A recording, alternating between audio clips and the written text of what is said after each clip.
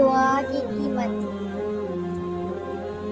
ایک دن علی اسکول سے واپس آ رہا تھا کہ راستے میں اسے ایک بوڑھی عورت نظر آئی جو سڑک پار کرنے کی کوشش کر رہی تھی۔ گاڑیاں تیز رفتاری سے گزر رہی تھیں اور وہ پریشان کھڑی تھی۔